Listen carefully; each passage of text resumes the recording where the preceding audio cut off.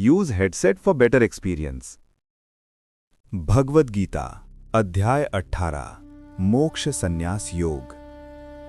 कुरुक्षेत्र का मैदान अब भी वही है, युद्ध सामने है, लेकिन अर्जुन अब वो अर्जुन नहीं रहा जो अध्याय 1 में कांप रहा था। उसके भीतर अब ज्ञान है, भक्ति है, विवेक है। फिर भी एक अंतिम प्रश्न शेष है। अर्जुन कृष्ण से कहता है, कृष्ण, आपने कर्म भी समझाया, संन्यास भी समझाया, भक्ति भी, ज्ञान भी। अब अंतिम बार स्पष्ट कर दीजिए कि सच्चा संन्यास क्या है और मुक्ति का सबसे सरल मार्ग कौन सा है। कृष्ण अर्जुन की ओर देखते हैं। अब उनका स्वर किसी गुरु का नहीं बल्कि किसी पूर्ण सत्य का है। वे कहते हैं, अर्जुन, कर्म का त्याग संन्यास नहीं है, फल की आसक्ति का त्याग सच्चा संन्यास है। कृष्ण समझाते हैं कि कोई भी व्यक्ति कर्म किए बिना एक क्षण भी नहीं रह सकता। जो ये सोचता है कि मैं कुछ नहीं करूंगा, वो भी कर्म ही कर रहा है।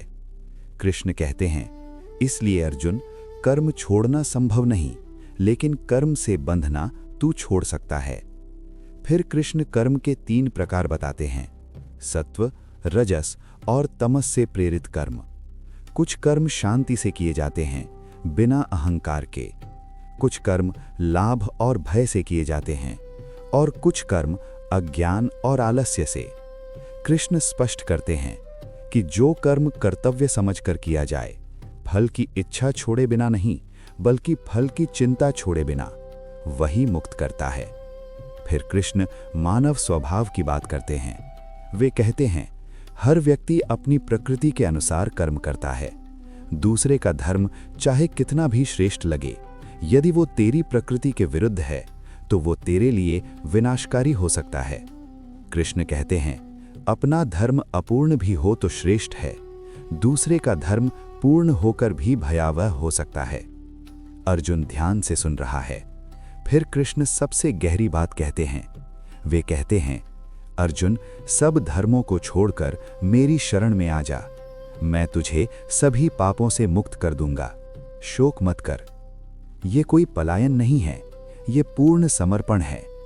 कृष्ण अंत में अर्जुन से पूछते हैं, क्या अब तेरा मोह नष्ट हो गया?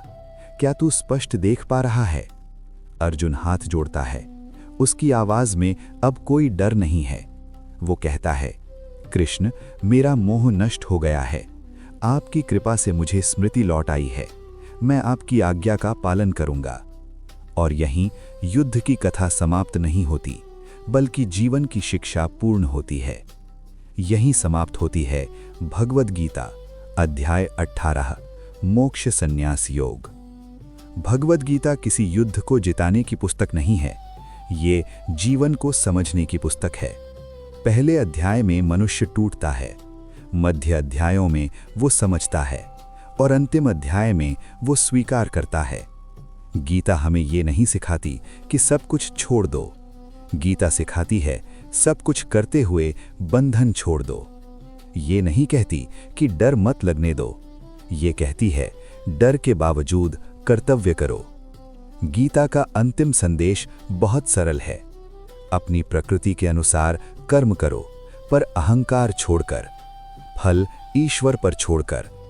और जब जीवन बहुत भारी लगने लगे, जब सही गलत की सारी रेखाएं धुंधली हो जाएं, तो बस इतना याद रखना, मैं अकेला करता नहीं हूं। यही स्मरण मोक्ष है, यही शांति है और यही भगवद गीता का अंतिम उपदेश है।